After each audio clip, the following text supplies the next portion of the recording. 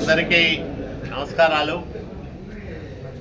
బాబాసాహెబ్ అంబేద్కర్ గారి వర్ధంతి సందర్భంగా ఆయనకు రాయదుర్గం నియోజకవర్గ తెలుగుదేశం పార్టీ పక్షాన ఘనంగా నివాళులు అర్పించడంతో పాటు అంబేద్కర్ గారి జీవితం, ఆయన బోధనలు, భారతదేశానికి ఆయన నేతృత్వంలో ఇచ్చిన రాజ్యాంగం, వీటన్నిటినీ స్మరించుకోవడం మనందరి ధర్మం. కడు పేదరికంలో పుట్టిన, విజ్ఞాన సముపార్జనకు పేదరికం అడ్డు కాదు అని నిరూపించిన గొప్ప నాయకుడు బాబాసాహెబ్ అంబేద్కర్ గారు. చదువుతోనే జ్ఞానం, వికాసం, అభివృద్ధి, చైతన్యం సాధ్యపడుతుందనేది అంబేద్కర్ గారి జీవితాన్ని మనం గమనించినట్లయితే స్పష్టంగా బోధపడుతుంది. ఆ మహనీయుడు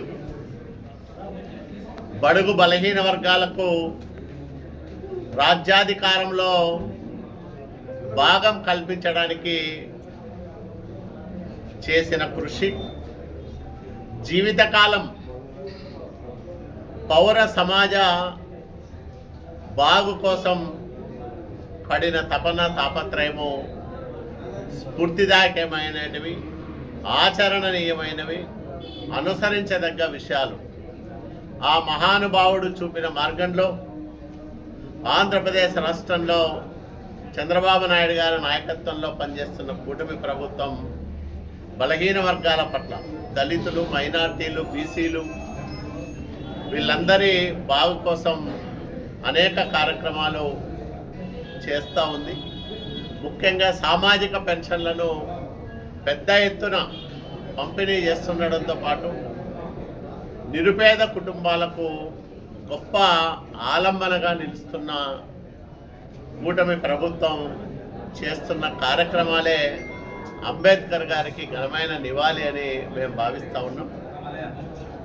ఇంకా రానున్న కాలంలో సమాజంలో ఆర్థిక, సామాజిక